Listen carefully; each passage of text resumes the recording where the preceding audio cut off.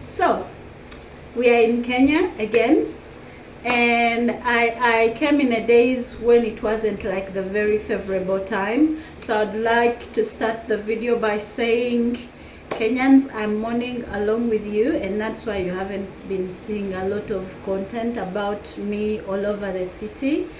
And I'm mourning with you about the death of your beloved Raila Odinga, your former prime minister, your freedom fighter, the son of the soil. I've been hearing so much good things about him, and you've really made a great loss, and may the Lord strengthen your hearts. But you know, we all face death at a certain time, which is sad, but it's a reality. Anyway, so now we start the video in full gear. In this video, I want to talk to you about my culture shocks here in Nairobi, okay? Or specifically here in Kenya. Let me start with this one. You see, be very keen on what I want to show you. Meanwhile, the rains of Africa are blessing me. And yeah, so what I wanted to show you guys, look at this building here. You see, this is a building for one person, and this one is a building for another person, and the other one is a building for another person. So is this smallest one. So if you take your eyes on the other side, there are still different buildings. You see, they are all different. If you look at this one, this is a building for one person, I think. But when you look at the other side, there is no pathway. It is just one. There's no pathway. It is just one long line that takes you into. There is a different door that takes you to each different home, but there is no pathway. The only exit is this one. You don't have panya. Anyway, I'm on the balcony of my host, and it's raining, it's drizzling, and I'm loving the smell of the soil. Guys, you see the way they are parking? That is exactly how they used to park in Dubai. So Kenya is reminding me so much of my Dubai life and the way they are living in clean apartments. Now let's get back inside, and I explain to you why that is a culture shock for me. So that kind of building is a culture shock for me, because in Uganda, when they're building, one person builds this, and then you leave a space, a pathway that separates the two buildings. Yeah? Like this building and this one, they are separate, so that when there is renovation or anything, there is where to pass or where to put the ladders, and then they can do the renovation. In Nairobi, that is not the case. And I'm wondering, so what happens? What if one person wants to demolish their building? What happens to the other one? Isn't it damaged? And if it gets damaged, who pays for the damages? And is it a law? Like, is it a law? Kenyans, help me in the comment section. Because in Uganda, when you build a house, you have to leave a pathway, except for when it's a fence. Yeah, when it's a fence, then it is okay for me to just come, and I don't add on another fence on your fence. No, I only add a fence to close my own space, not to add on another. I don't know. Have you seen the example I've shown you? Yeah, we don't do that in Uganda. So to me, it is like, yeah. Anyway, culture shock number 2 is the fact that there is meat for 50 shillings, 05 Kenyan shillings, which was almost 1,000. Is it 1,000 or that is between? I'll check Google. I am not conversant with Kenyan money still, so don't laugh at me. But the fact that there is meat for 50, and every household can actually afford a piece of meat, at least a piece of meat, not to wait for Christmas to come. I was stunned. Like, I can actually get one piece of meat to put in my sauce just so it can smell like I've eaten meat. Kenyans, you are winning, you are winning. And I'm like, huh? And then it doesn't even end at the fact that it is 50.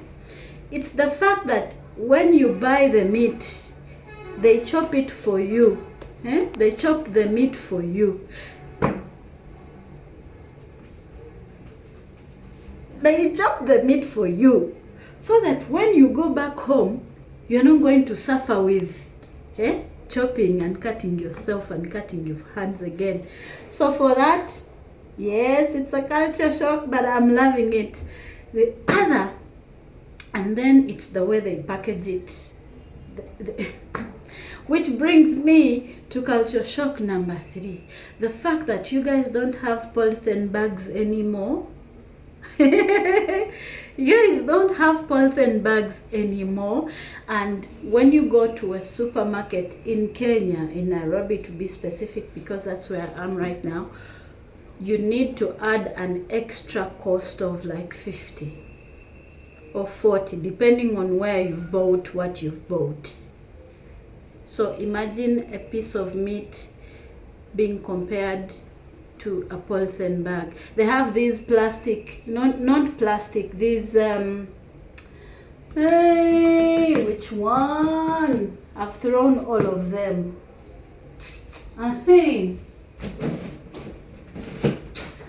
Yes, these are the kinds of plastic bags. You see this one? This one is easy to tear like this, and it is also almost like paper-like, and when you pour in water, water can actually get drained out, which is not the same like the polythene bags we have in Uganda, the black polythene bags that we have in Uganda. In fact, these people are too serious that when you buy oranges, let me show you, yesterday I bought matoke.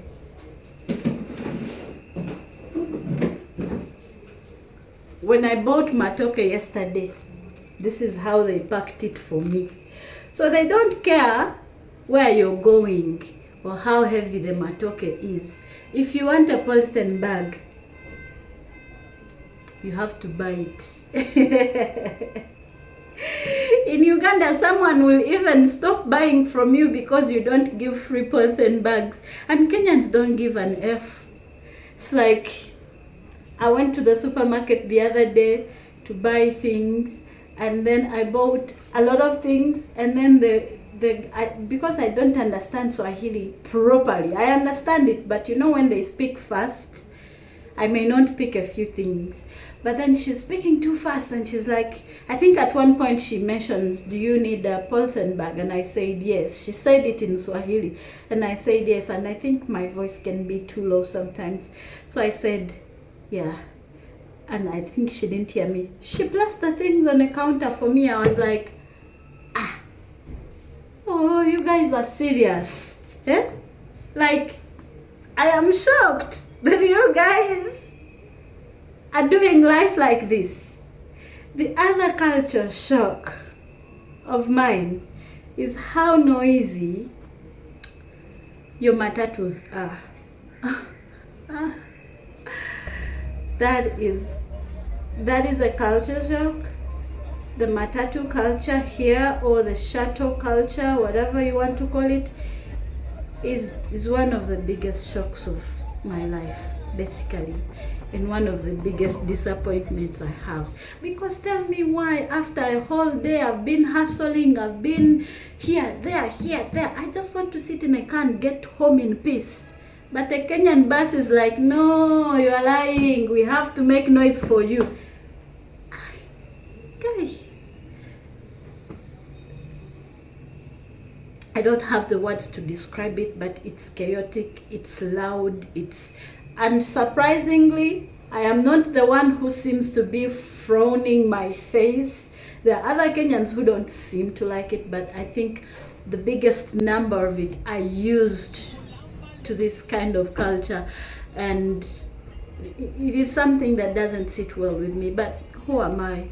As long as it works for you, well and good. So I know that every time I'm going out to film, my brain is going to automatically turn on to the loud, how do you call it? The loud notification that anytime it's going to really be loud. So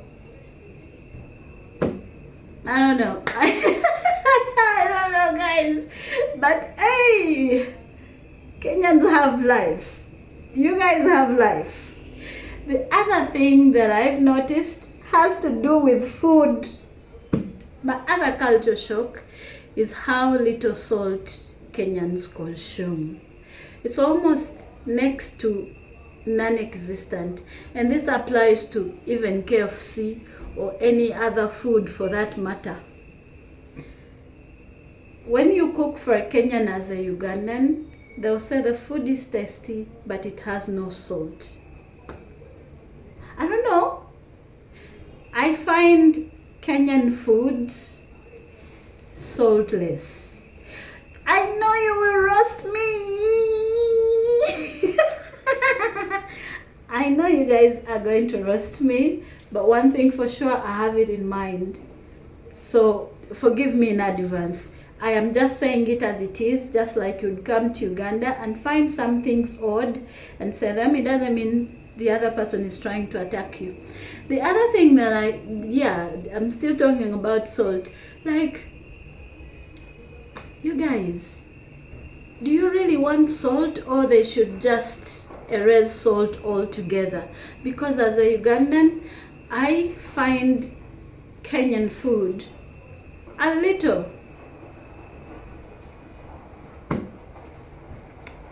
Let's go to another one before they beat me. My other culture shock is how people dress, especially hair.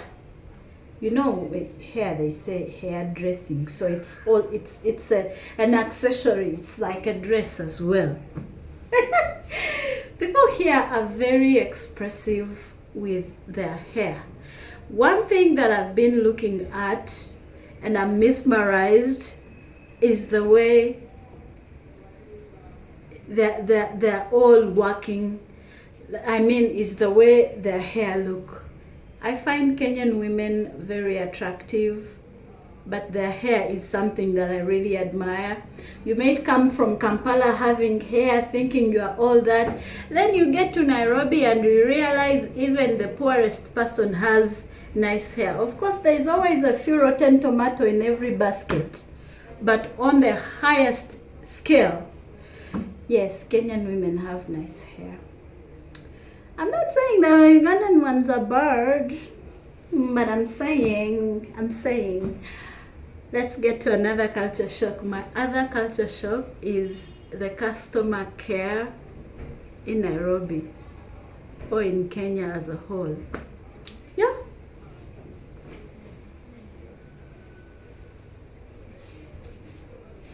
Yeah. What did customer care do to you guys? You guys are so tired, like you.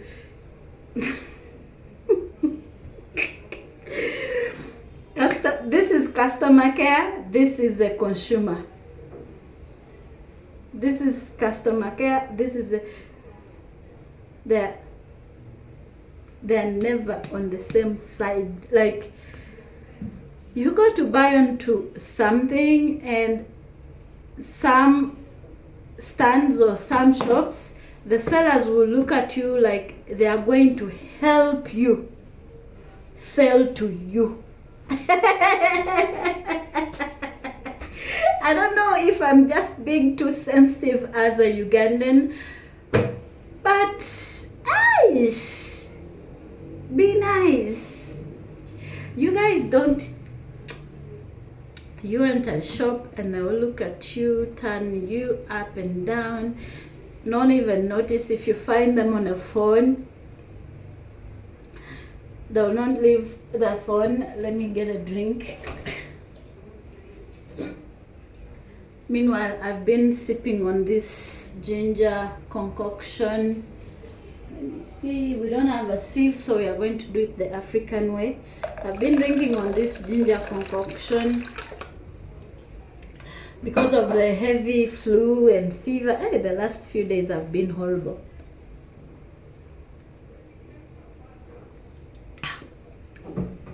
Yeah, still attacking you on customer care. You guys don't care. Like, you go to eat and they will look at you like you're supposed to serve yourself. Am I the only one? If you're a Ugandan and you've ever been in Kenya, am I the only one? Am I just too sensitive? Am I just too sensitive? Because their custom, the prices of the things is like the prices of the things. If you're Ugandan and you come to Nairobi, something that you'll buy in Uganda at 50,000, you'll buy in Nairobi at 30,000. Nairobi is cheaper compared to Uganda. If you don't agree with me, come to Uganda and find out yourself. The same room, like when I came here, I stayed in before I got this host of mine, very beautiful and hardworking lady. The same room you'd get in Uganda at 50, you get it here at like 500, which is like gumuchitundu. So that was nice, and I'm like, okay, Nairobi is a bit cheaper, but then to get the same money, that is a complicated situation I don't want to go to.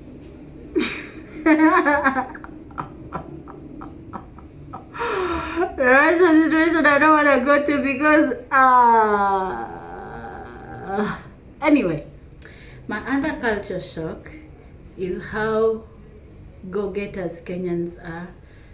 Kenyans, no, it's not about a woman, a man, a boy. They're all on the street doing something. Kenyans are very smart people, and I love the fact that they're all hands-on, like they're too fast. Yeah? They don't have those things of, even the softest girl you see in Kenya, when it comes to business, they're rough. And I love that. And there's so many other things that I possibly can't mention because I know I might get beaten for that, but so far, yeah, that culture that you have of working hard and yeah. My other culture shock is how the youth all come together on a weekend or on a Sunday and peacefully explore, compete on the streets, teach other things, take street photography. I just want to stay here. Yes, there are things I don't like, but those are things I can fix. But at the most part, I like it. Like, yeah, it's nice. So my culture shocks here are things that are excitingly shocking, and just a few of here and there that are not that nice, but maybe I'm overreacting. So anyway, those are my few culture shocks so far. Yeah, and the culture of dating is also very unique here. Maybe I'll go into details with that. It's amazing. It's amazing. And how they are very stubborn people. I love the fact that they're very rebellious, but also very humble enough to understand that a law is a law. For example, you're not going to find a boda on a highway. You're not going to find a boda in the middle of Nairobi if it is not authorized to go there. You're not going to find people taking pictures of places they're not allowed to take picture of. Like when it's time to strike, they come out like lions. But on normal days, they're very calm people. So I love that spirit. I love that spirit. I love that spirit, Kenyans. I think you should adopt me already. Ugandans, don't beat me. I'm coming home still. Anyway, I hope you have loved this video because I've loved making it. I couldn't go outside, so I'm like, let me tell them about my culture shocks here. But yeah, basically that has been it. Thank you so much for watching this video. I'll catch you in another video. Bye. Bye.